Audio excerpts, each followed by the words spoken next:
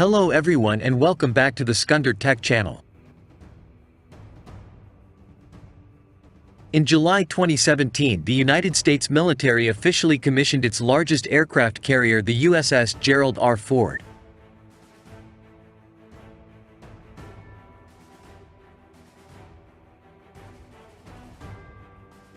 This massive carrier costs nearly $13 billion and took nearly 4 years for Newport News Shipbuilding to construct. Though this 1,100-foot-long vessel is the biggest in the world, life aboard the Gerald R Ford will be quite similar to any other modern aircraft carrier for the 4,500 crew members assigned to the ship.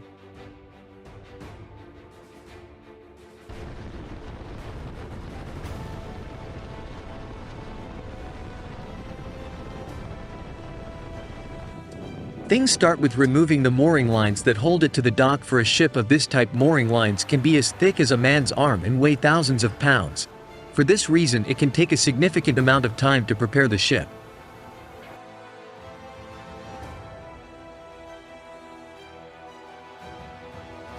To move away from the docks once underway, the ship requires assistance in order to navigate out of the shallow water.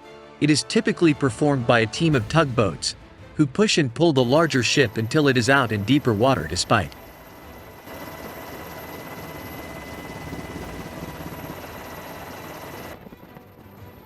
the powerful engines being able to push the Gerald R Ford up to speeds of more than 35 miles per hour, its traditional rudder system cannot turn effectively when moving at slower speeds.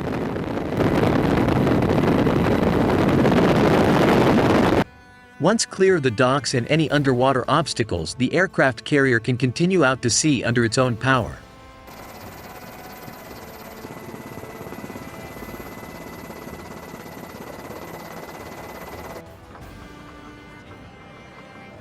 These FOD walks take place daily and involve checking all parts of the deck for anything that might be accidentally stuck into an aircraft jet.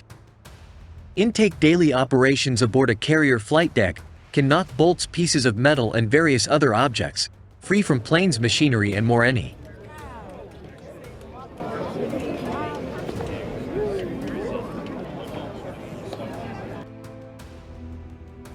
of these items could disable a multi-million-dollar plane in seconds if it passes through one of the engines unexpectedly. The only solution to such a problem is to carefully search every inch of the deck and turn in any loose items to crew leaders.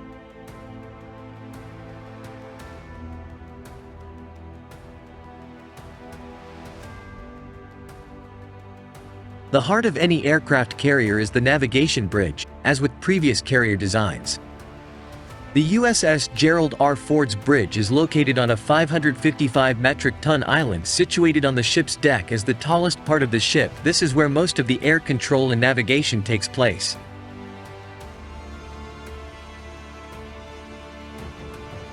It is also where the radar and communication antennas are situated. Despite many advances in digital and satellite navigation, it is essential that teams know how to do things the traditional way.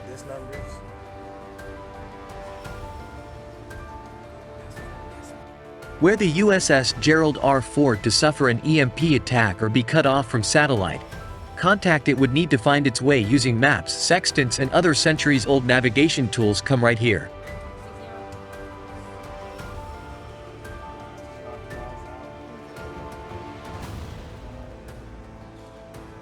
Though it's tempting to think of aircraft carriers solely as weapons of war, they are actually more akin to floating cities. With thousands of people living on board at any given time, it is imperative that the ship's culinary team be able to supply 3 regular meals, snacks, and more to their shipmates.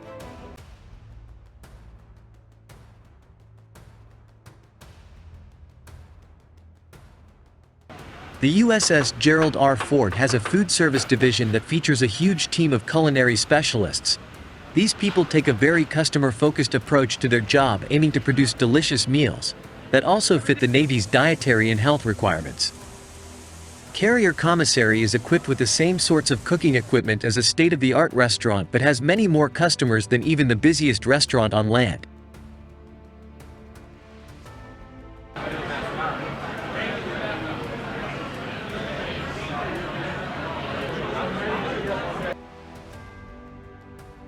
On the Gerald R Ford, there are around 98 people tasked with putting out around 12,000 meals a day. Holidays are major events for the crews of aircraft carriers over the years.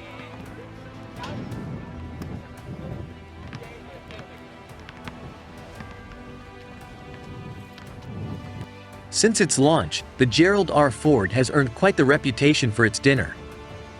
The culinary team aboard the ship spends roughly 2 days prepping for the event in 2018. This event included 50 turkeys, 40 hams, and 25 cuts of prime rib.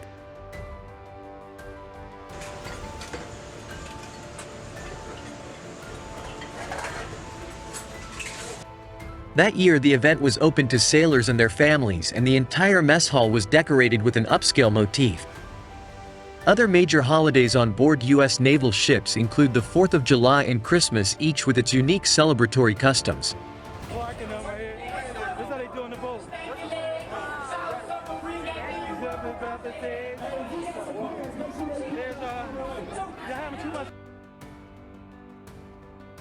But aircraft carriers do not only come alive on special days. Crew members often throw talent shows with musical acts, magic, and more, as well as other events that give crews a chance to mingle and feel more at home. That said, readiness is still a priority. Depending on the ship and the conditions, work shifts may be split up into 12 hours or 4-hour increments.